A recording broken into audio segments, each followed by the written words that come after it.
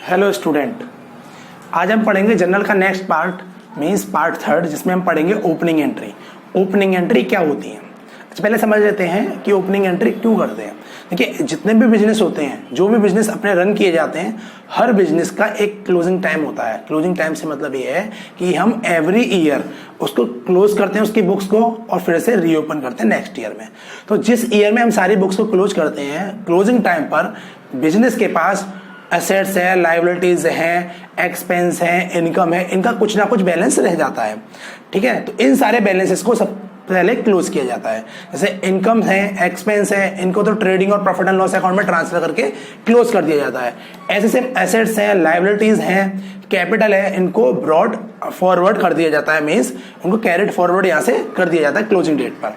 फिर जो सारी चीजें इस डेट पर यानी कि क्लोजिंग डेट पर क्लोज करके कैरेट फॉरवर्ड कर दी जाती हैं, तो नेक्स्ट ईयर के बिगिनिंग में जाकर के वो ब्रॉड फॉरवर्ड हो जाती है, मींस ओपनिंग हो जाती हैं।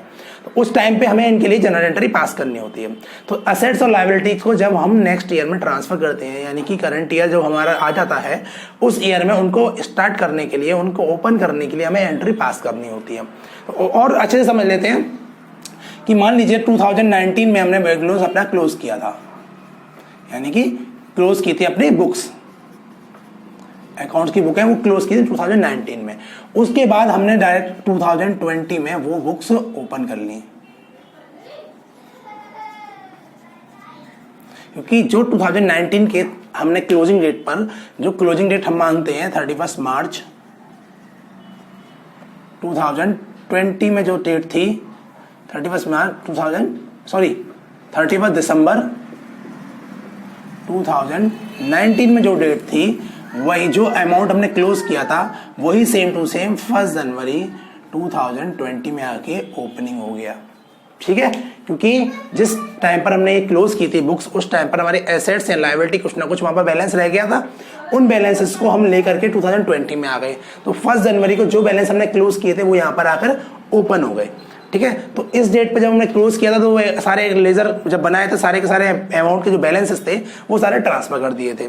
लेकिन अब हम जब यहाँ पर आ गए 1 जनवरी में, तो वो सारे हमें ओपन भी तो करने पड़ेंगे। तो ओपन करने के लिए हम क्या करते हैं, सारी एसेट्स, लायबिलिटी, कैपिटल के लिए जनरल एंट्री पास करते हैं।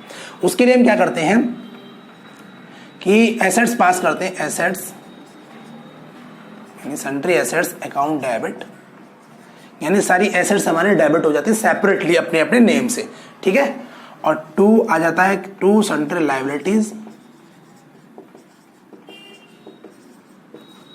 2 sundry liabilities account, same 2 capital account last में। इस तरह से ये हमारी एंट्री पास हो जाती है, being balance of assets, liability and capital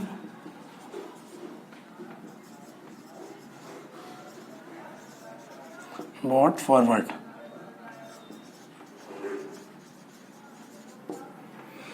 इस तरह से हम एंट्री पास कर देते हैं। Assets account debit separately name से की जाती हैं, 2 सन्ड्री लायबिलिटीज अकाउंट, यानी ये भी सेपरेटली नेम से की जाती है, सारी लायबिलिटी अपने अपने सेपरेट नेम से आती है, और 2 कैपिटल अकाउंट। इस तरह से assets is equal to liability plus capital वाली इक्वेशन कंप्लीट हो जाती है, और ये एंट्री हमारी पास हो जाती है। ठीक है, नरेशन लिख देते हैं, being balance of assets, liability and capital brought forward, यानी कि एसेट्स, लायबिलिटी और कैपिटल का बैलेंस हम आगे ले आए हैं। तो इस तरह से ये हमारी जनरल एंट्री पास होती है। अगर हमें न्यूमेरिकल में ये बैलेंस एसेट्स के और लायबिलिटीज के बैलेंस दे रखे हैं और कैपिटल का बैलेंस नहीं दे रखा है, तो सारी एसेट्स का टोटल करके लायबिलिटी माइनस करके हम कैपिटल को कैलकुलेट कर लेते हैं। या फिर हमें कैपिटल दे रखी है, लायबिलिटीज के बैलेंस नहीं दे रखे हैं, तो उस टाइम पर एसेट्स सारी डेबिट हो जाएंगी और कैपिटल क्रेडिट हो जाएगी, और बैलेंस जो डिफरेंस निकलेगा वो हम लायबिलिटीज में लिख लेंगे। ऐसे सेम टू सेम एसेट्स के लिए हो जाता है। तो इस तरह से ओपन के लिए ये ओपनिंग एंट्री हमारी पास होती है। ओपनिंग के लिए यही है कि जो प्रीवियस ईयर में अकाउंट हमने क्लोज किए थे, क्लोजिंग टाइम पर जो बैलेंस रह गया था, सेम ईयर में जब हम आ रहे हैं, यानी नेक्स्ट ईयर में जब हम पहुंच रहे हैं, तो उस ईयर के स्टार्टिंग में वो सारे के सारे बैलेंस ओपन हो जाएंगे, यानी ओपनिंग बैलेंस हो जाएंगे। अब कुछ हम एग्जांपल ले लेते हैं, कुछ न्यूमेरिकल यहाँ पे सॉल्व कर लेते हैं, उसकी हेल्प से समझते हैं कि ना किस तरह से करेंगे। ठीक है, यस, तो मैंने ये 2 एग्जांपल ले रखे हैं। एग्जाम्पल नंबर 1, एग्जाम्पल नंबर 2, इनको सॉल्व करते हैं और समझते हैं कि ओपनिंग एंट्री हम किस तरह से सॉल्व करेंगे। सबसे पहले एग्जाम्पल नंबर 1 देखते हैं, जिसमें लिखा हुआ cash in hand 64,300, cash at bank 26,750, sundry debtors देखें 74,950, क्लोजिंग स्टॉक लिखा है 90,000, कैपिटल लिखा है 2 लाख रुपीज और क्रेडिटर लिखे 56,000 रुपीज के। ठीक है, इस तरह से हमारी एसेट्स और लायबिलिटी हमारी लिखी हुई है कि ये हमारे पास बैलेंस प्रीवियस ईयर की क्लोजिंग में था। अब इसके लिए ओपनिंग एंट्री जब हमें पास करनी है तो क्या करेंगे, ओपनिंग एंट्री के कॉलम्स आपको पता है 5 कॉलम्स बनते हैं, उसके अकॉर्डिंग ही हम एंट्री पास करेंगे। अब इनकी ओपनिंग एंट्री पास कर लेते हैं, तो क्या करेंगे, सारी एसेट्स डेबिट, टू सारी लायबिलिटी और टू कैपिटल। ठीक, एंट्री करना स्टार्ट करते हैं। सबसे पहले लिखना शुरू करते हैं कैश इन हैंड डेबिट, उसके बाद cash at bank debit, sundry debtors debit, सब अकाउंट्स हैं। इसके बाद closing stock debit,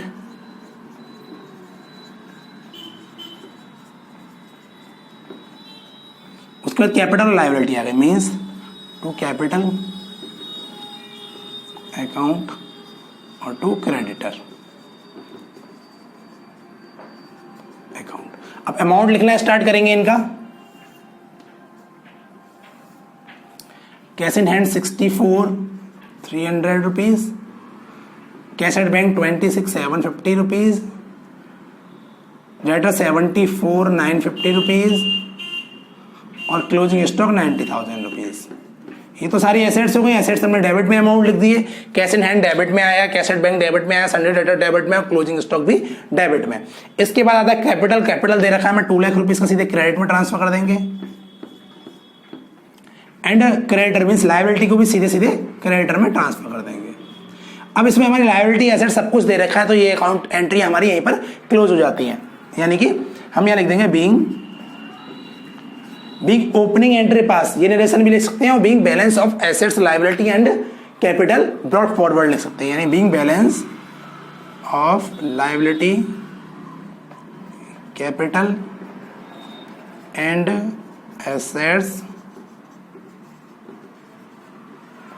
brought forward.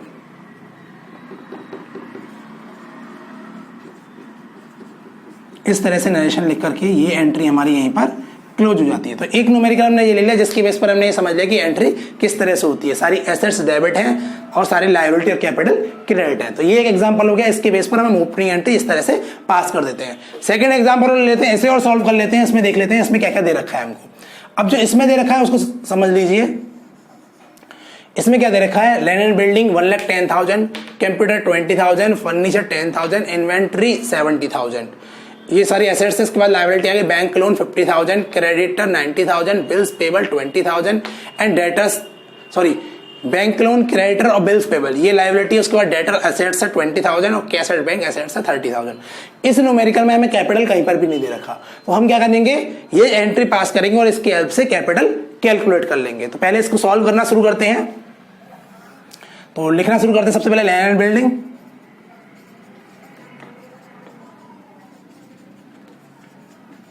Account debit, next computer account debit,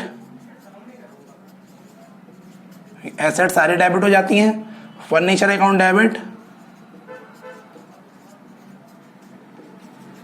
next inventory account debit,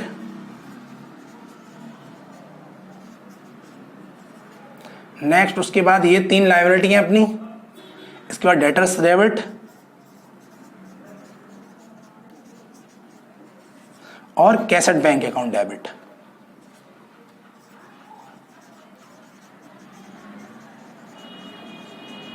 यानी एसेट्स हमने सारे डेबिट कर दिए हैं। इसके बाद हम क्या करेंगे, लायबिलिटी आ गई हमारी, यानी कि 2 बैंक लोन,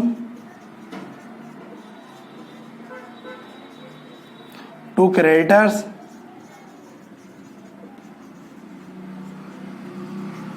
और 2 बिल्स पेबल।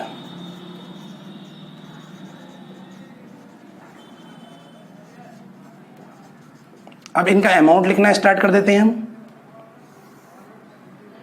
ठीक है, सबसे पहले लिखते हैं एसेट्स का अमाउंट, यानी कि लैंड एंड बिल्डिंग 1,10,000, उसके बाद कंप्यूटर 20,000 रुपीज, इसके बाद फर्नीचर 10,000 रुपीज, इसके बाद इन्वेंट्री 70,000 रुपीज, फिर इसके बाद डेटर्स है, डेटर्स 20,000 रुपीज और कैश एट बैंक 30,000 रुपीज। सारी एसेट्स हो गई। इसके बाद लायबिलिटी का पेमेंट लिखना शुरू करते हैं। बैंक लोन हमारे हो गए 50,000 रुपीज, इसके बाद क्रेडिटर्स है 90,000 रुपीज, इसके बाद बिल्स पेबल है हमारे 20,000 रुपीज। इस तरह से हमने सारी की सारी एसेट्स डेबिट और सारी लायबिलिटी क्रेडिट कर ली। लेकिन कैपिटल यहां पर नहीं आया तो हम क्या करेंगे, यहां पर टू कैपिटल लिख देंगे कि जब ओपनिंग कर एंट्री कर रहे हैं तो जब लायबिलिटी एसेट्स आ रही हैं तो कैपिटल भी जरूर कहीं ना कहीं आएगी। ठीक है, कैपिटल आ रही है। अब इसके बाद क्या करेंगे, कैलकुलेट करेंगे डेबिट का क्रेडिट का अमाउंट। अब यह देख लेते हैं डेबिट में कितनी एसेट्स हैं। 1,10,000 plus 20,000 1,30,000 plus 10,000 1,40,000 plus 70,000 2,10,000 2,10,000 plus 20,000 2,30,000 2,30,000 plus 30 2,60,000।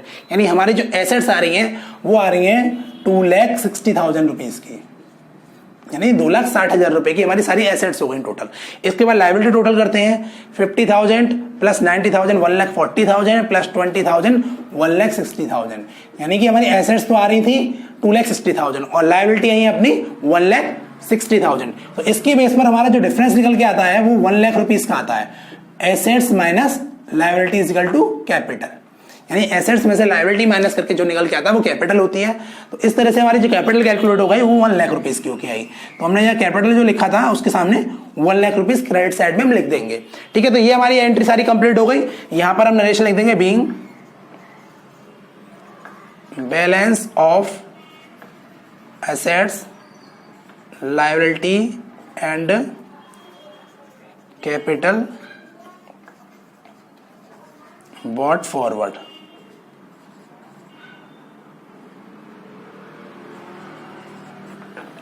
इस तरह से हमारी ये एंट्री भी कंप्लीट हो गई। तो दोनों एग्जांपल हमने कर लिए जिसमें एक में कैपिटल भी दे रखा था, सारे बैलेंसेस दे रखे थे। फर्स्ट एग्जांपल किया। सेकंड एग्जांपल जिसमें केवल एसेट्स और लायबिलिटी दे रखी थी, कैपिटल नहीं दे रखी थी, तो इससे बेस पर हमने कैपिटल भी कैलकुलेट कर लिया हुआ। ठीक है, इस तरह से हम सारी की सारी ओपनिंग एंट्री पास करते हैं। मींस जितने भी अकाउंट क्लोजिंग डेट पर क्लोज हो जाते हैं तो नेक्स्ट ईयर में आकर के जब वो ओपन होते हैं तो इस तरह से हम उनकी ओपनिंग एंट्री पास करते हैं। आप लोगों को ये इजीली था, समझ में आ गया होगा। ठीक है, अगर आपको कोई भी डाउट होता है तो आप हमारे व्हाट्सएप नंबर है जो स्क्रीन पर दे रखा है, इस व्हाट्सएप नंबर पर अपने सारे डाउट्स सेंड करके हमसे पूछ सकते हैं। और अगर आपको वीडियो अच्छी लगती है तो इसे लाइक करें, शेयर करें, इस चैनल को सब्सक्राइब करें। ठीक है, आज के लिए इतना ही। Thank you.